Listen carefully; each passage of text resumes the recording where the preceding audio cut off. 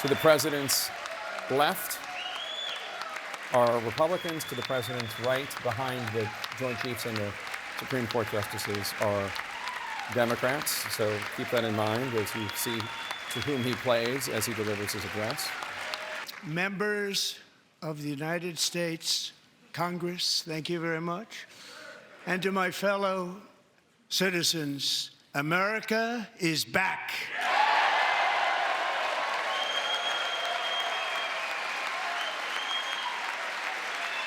The presidential election of November 5th was a mandate like has not been seen in many decades. We won all 7 swing states, giving us an electoral college victory of 312 votes.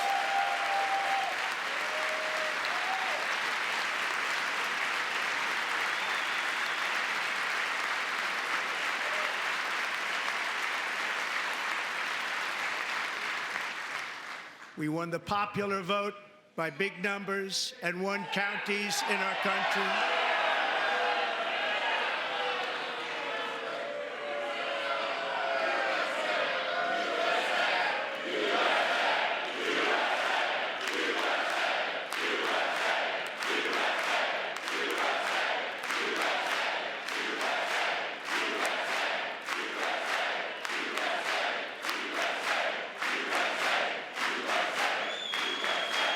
And won counties in our country, 2,700 to 525, on a map that reads almost completely red for Republican.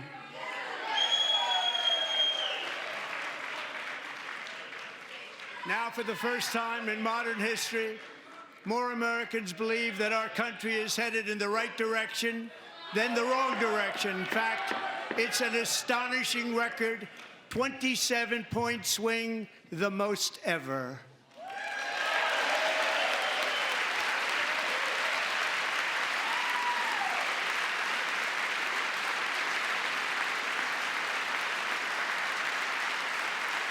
Likewise, small business optimism saw its single largest one-month gain ever recorded, a 41-point jump.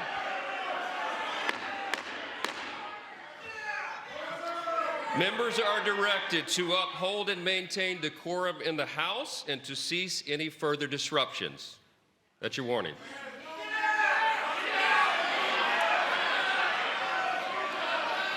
Members are engaging in willful and continuing breach of decorum, and the chair is prepared to direct the Sergeant-at-Arms to restore order to the joint session.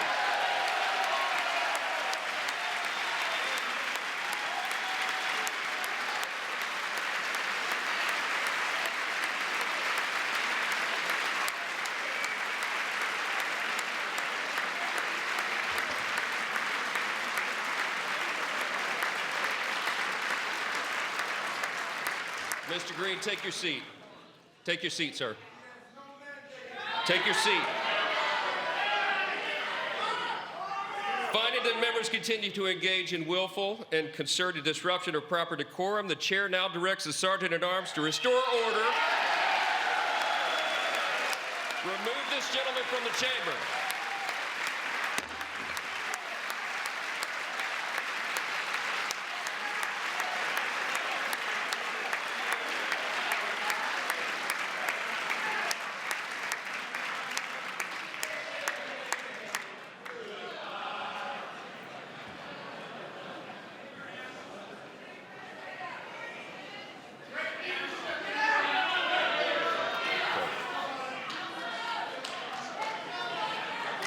If you don't make your product in America, however, under the Trump administration, you will pay a tariff, and in some cases, a rather large one.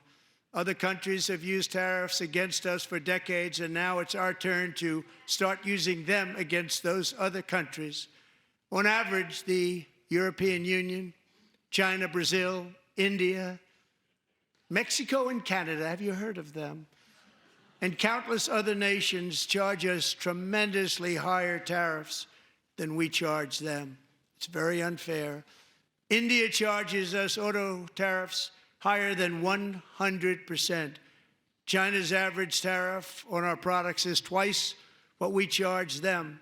And South Korea's average tariff is 4 times higher. Think of that, 4 times higher. And we give so much help militarily and in so many other ways to South Korea. But that's what happens. This is happening by friend and foe.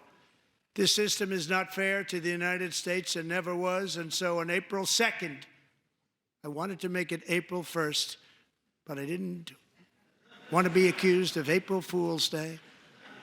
That's not, just one day cost us a lot of money.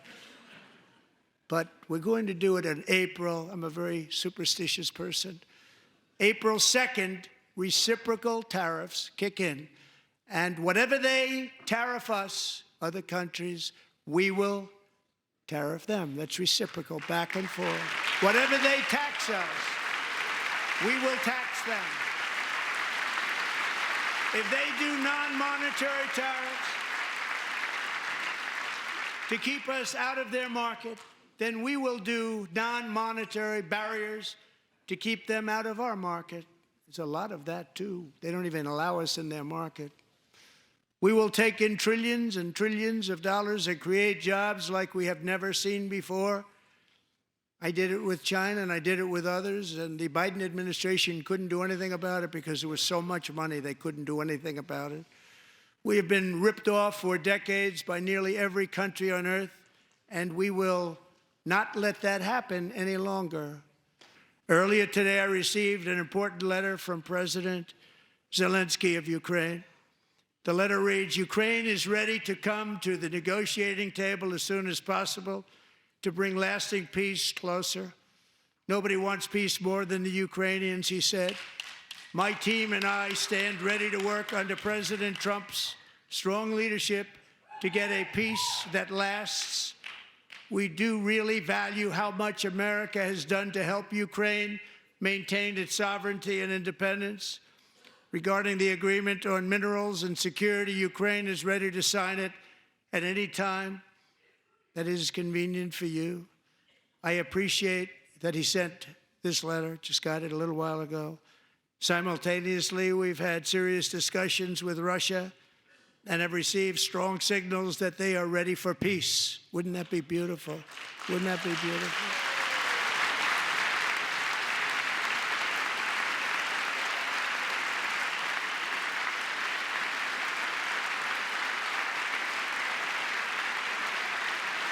Wouldn't that be beautiful?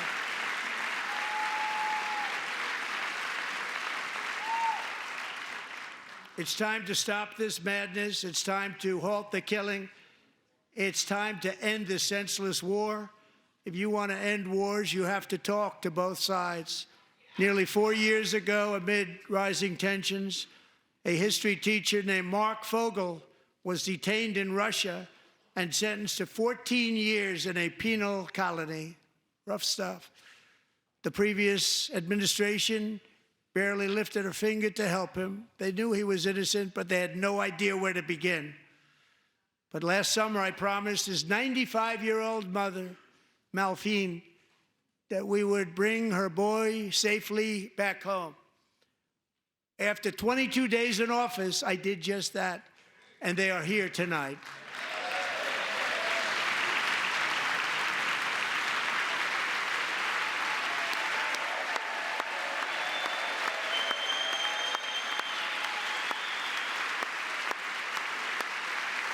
My fellow Americans, get ready for an incredible future because the golden age of America has only just begun. It will be like nothing that has ever been seen before. Thank you, God bless you, and God bless America. Caitlin Collins, President Trump promised unrelenting action and said he's just getting started. To his supporters, that's exciting. He's just getting started, unrelenting action. And to his detractors, that must sound rather bleak. Yeah, Jake, there were several moments that stood out, most notably on tariffs and what has happened. You saw Republicans standing up and applauding Trump as he was talking about the reciprocal tariffs that he wants to put in place, the tariffs that he has already put in place on Mexico and Canada. That despite the unease that we have heard from those Republicans on Capitol Hill about the president's plan and about how it's going to impact a lot of them in their home states. And Jake, I'll note one thing that really stood out to me was the president did not sound like he is going to roll back these tariffs that he just put in place on Canada and Mexico. Despite the suggestions that we've heard from some of his advisors, he sounded incredibly dug in, not on the notion of this being a negotiating tactic, which certainly some Republican senators might prefer that, and instead the president seeming to say that he is in for the long haul on this. Obviously, that would be notable, and I think one of the most striking lines from this was what he said to farmers. He said that this might be an adjustment period, and he told them to have a lot of fun and that he loved them, but noted they may have to bear with him again. Jake, that's a reference to the tariffs he put in place the last time he was in office, when eventually we had to see the USDA bail out farmers to the tune of $28 billion. That has been a big question that has been looming over this time around. Now, let's start with, in a 99-minute speech, particularly one given by President Trump, there's going to be some fact-checking that needs to be done. So let's bring in CNN's Daniel Dale, who's been very busy checking all the facts. Daniel, I know you can't do everything in that 99-minute speech, but give us some of the highlights. Jake, President Trump was, believe it or not, marginally more careful with the facts tonight than he usually is. He was on script, so this was not like one of the usual ad-libbing rally speeches or debates with like 30 false claims. But by the standard of any politician in Washington who is not Donald Trump, that was still an extremely dishonest speech. I counted at least 13 flat false claims, and that is a preliminary count that doesn't include a whole bunch of additional misleading or uncorroborated claims. He, for example, repeated his false claim that foreign countries like China pay his tariffs, though Americans make those tariff payments. He wildly exaggerated figures on inflation and immigration under President Biden. He claimed to have terminated something called the Green New Scam, even though the Green New Deal congressional resolution was never actually passed, and Trump has not repealed the big environmental law that President Biden did pass. There's a lot more, as you said. You can read our full list on CNN.com. But now I want to go into detail on an important and eye-catching claim that was highly misleading. The president talked at length about millions of people being listed as alive in a Social Security database, even though they're obviously dead. Listen. 3.9 million people from ages 130 to 139. 3.5 million people from ages 140 to 149. And money is being paid to many of them because it just keeps getting paid, and nobody does. And it really hurts Social Security and hurts our country. And one person is listed at 360 years of age, more than 100 years older than our country. I've spoken to conservative experts about this claim, and they've noted, Jake, that the president is leaving out something absolutely critical to understanding this issue. Here's what he failed to explain. These numbers are not the numbers of dead people who are actually getting paid Social Security checks. Trump was referring to a legitimate problem with some deaths not being marked in the Social Security database, but that doesn't mean people listed as being 150, 200, 300 are actually getting money, and that's because Social Security already has a system in place to automatically cut off people who are listed as being 115 or older. Now, 2 years ago, an inspector general looked into this. She found there were about 19 million people 100 or older who were not marked as deceased. But critically, she also found that only 44,000 of these people were actually receiving payments. And one conservative expert told me even those 44K are likely legit payments, since at the time there were about 86,000 living Americans age 100 or older. Now let's listen to something the president said about the war in Ukraine. Europe has sadly spent more money buying Russian oil and gas than they have spent on defending Ukraine, by far. Think of that. They've spent more buying Russian oil and gas than they have defending. And we've spent perhaps $350 billion, like taking candy from a baby. That's what happened. And they've spent $100 billion. Those are fictional numbers, and this is a fictional narrative. President Trump keeps telling the story about how the U.S. has sent Ukraine way more than Europe has collectively. In fact, Europe has committed and provided more aid to Ukraine during this war than the U.S. has. So Trump said the U.S. has spent maybe $350 billion and Europe $100 billion. Well, a German think tank that closely tracks this issue found the U.S. has committed about $126 billion, actually allocated about $121 billion, so way less than $350 billion. He said Europe has spent $100 $300 billion, while the think tank found Europe had committed $263 billion, so way more, actually allocated about $140 billion. Now, you can get different numbers with different counting methodologies, but nobody legitimate, even the U.S. government itself, has gotten anywhere close to that $350 billion figure that President Trump keeps using, Jake. Very, very interesting. One thing, though, that you didn't correct there that President Trump suggested, I did see a study from a European think tank that did suggest that Europeans do buy, or at least last year bought, more Russian oil and gas in terms of the cost than they provided aid to Ukraine. That part of it, fair, I think is fair, but you weren't taking issue with that. But, I was not. But that is an interesting thing for viewers to know. Thank you, Daniel Dale. Excellent work as always. As you know, we inherited from the last administration an economic catastrophe and an inflation nightmare. Their policies drove up energy prices, pushed up grocery costs, and drove the necessities of life out of reach for millions and millions of Americans. They've never had anything like it.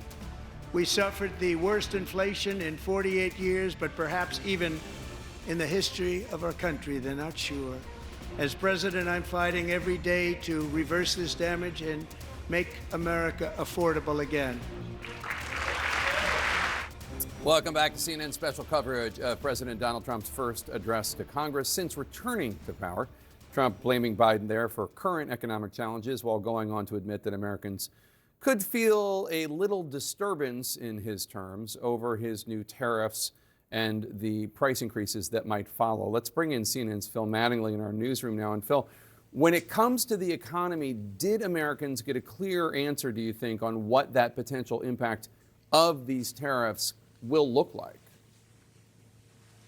You know, Jake, what's most interesting, when you listen to President Trump's advisors, they acknowledge that when it came to the campaign, while there were a number of issues the president loved to talk about, the economy and grocery prices in particular were absolutely critical to their success. What we heard tonight from the president was an expansion on very clear and very expansive energy-related plans, but also a reiteration of a very clear belief President Trump holds, and that is as it pertains to tariffs, an issue that has rattled Wall Street, particularly over the course of just the last 23, almost 24 hours, but also consumers as well, with the president slapping 25% tariffs on Mexico and Canada, an additional 10% on China. Those are the three largest U.S. trading partners. And if you took anything at all away from President Trump's remarks tonight, it's that Wall Street traders or consumers who are looking at Trump's tariffs and thinking, maybe this is a negotiating ploy, maybe this is a tactic, maybe he doesn't mean them.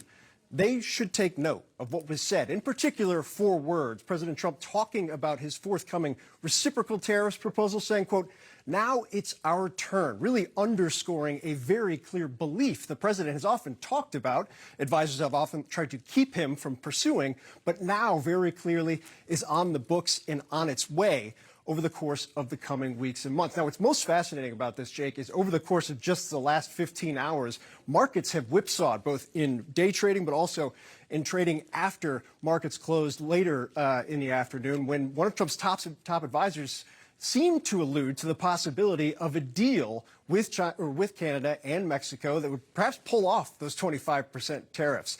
If you listen to Trump tonight, I think the reality is, and this is something underscored by advisors, his belief in the validity of tariffs as not just a strategic tool or a way to negotiate, but as a very real economic concept, dismissing large-scale views by economists that they don't work, that they do raise prices, that they could harm consumers.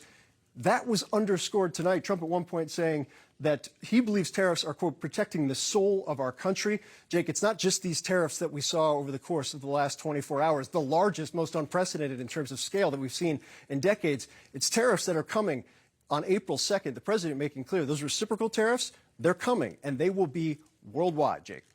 The first results of CNN's instant poll are in. Let's get right to CNN's bureau chief and political director, David Chalian. David, how did the voters that you snap polled feel about the speech? Well, first, I just want to mention, Jake, this is a poll of speech watchers, not a poll that is representative of the country overall or what an electorate in an election looks like. And what we know is that people who tend to be fans or partisans with the president, no matter which party the president is in, tend to tune in more on speeches like this. And that's the case in tonight's survey as well, because we were 21% Democrat, 44% Republican in this sample, 35% independent. That's about 14 points more Republican than the overall general population. So keep that in mind when you see these results of speech watchers. To the results, what was your reaction to Trump's speech? 44% of speech watchers in our instant poll tonight say they had a very positive reaction to Trump's speech. 25% somewhat positive, 31% negative. How does that stack up against Donald Trump's previous addresses to joint sessions of Congress or State of the Union addresses? Look here, for all the years we have data for, 44% very positive reaction is actually his low water mark in all our instant polls after his previous addresses. You see in 2019, 18, and 17, he was higher in terms of very positive speech reaction. And what about to his modern day predecessors? How does this 44% very positive stack up? Again, it's the bottom of the barrel here. 51% in 2021 when Joe Biden gave his first joint address were very positive. Donald Trump himself was at 57% in 2017, and you see that Bush and Obama even higher than that. So this was not Donald Trump's best speech, but obviously still the plurality of speech watchers had a very positive reaction to it, Jake. All right, David Chalian, thanks so much. John King, you've been around the block a few times. What do you make? The country is still very grumpy. The Democrats lost the election and Donald Trump won because the country wanted lower costs. The country is still dealing with a COVID hangover. I think that we underestimate all the time about its impact on the country's mood. Yeah. Still, even now, still. And Donald Trump, it's 43 days in. So it is not fair to say Donald Trump has failed to lower costs. But costs have not gone down, and he's the president right now. And so the country's still in a grumpy mood. And we see from our own polling, Republicans are happy with him. Democrats are unhappy with him. And a lot of voters in the middle are like, Mr. President, we want to lower costs, fix the border. This other stuff you seem to be doing a whole bunch of other things. Could you stay over here? So I would just put it at that. We're 43 days in. Let's see where we are at 100 days and then 200 days. But the country's cranky, just like it was in November. Casey, what do you think? Yeah, I mean, look, I think it's really a statement about, I mean, I think the most interesting number that we put up there was the difference between where Trump was in 2017 when Democrats were obviously very fired up. The resistance was kind of really rolling through Washington, and those calls to resist were there. And now where he's actually, getting less approval, right? But the opposition is struggling and in many ways is more muted. And you saw that kind of on display tonight where there were really two ways on display to deal with it. One inside the chamber, people walking out, protesting, holding up signs, things we haven't seen before. And another in Alyssa Slotkin, who was standing in one of the places in America where she said, hey, these people voted for me and they voted for Donald Trump. Believe it or not, those places do still exist in America. It's really hard to reconcile those two visions. Yeah, interesting. Let's turn now to one of those Democrats who walked out, Democratic Congressman Maxwell Frost of Florida, who joins us here in studio. You walked out of the speech. You were wearing a T-shirt that said, "No kings live here." Obviously, you're not referring to John King, who does indeed live here. Yeah, he does live. What statement did Democrats want to make tonight, and do you feel like your party succeeded? Well, the statement I wanted to make, and a lot of us that walked out, is that this isn't a normal dress, and these first 40-some days of this presidency, it's not normal. And I think we want people, especially Democrats, to understand that we get that. And I do think we communicated that in the walkout and in a lot of the different actions. What did you make of Al Green, Congressman Al Green? He's been in Congress, I think he's 77. He's been in Congress for 20 years. A Democrat from the Dallas, Texas area, who stood up and waved his cane and had to be actually taken out. Yeah. It really was. There have been a lot of disruptions in the past, primarily by Republicans against Democratic presidents. Yeah. Nothing like this. This was the biggest disruption of the modern age. What did you mean? I think it was a microcosm of how a lot of people in the nation are feeling. I mean, number one, Representative Al Green is someone who he's been around. The things he's seen in this country, where we've gone, I can't even imagine. And I'm sure he's reliving a lot of things that he lived before when he was fighting for rights that he feels like and he knows that are at risk right now. And so I think he vocalized what a lot of Americans are feeling. But do you think that that kind of behavior is acceptable? I mean, is that a good precedent to be setting? It's not for me to say what a man who has seen what he's seen, what's acceptable, what's not acceptable in this moment. What I'll say is I do think he vocalized what a lot of people are feeling. They see our democracy being torn apart in front of us. They see a billionaire being given the keys to programs like Medicaid, Social Security, and Medicare, going in there, proposing these cuts so he can give himself a tax cut.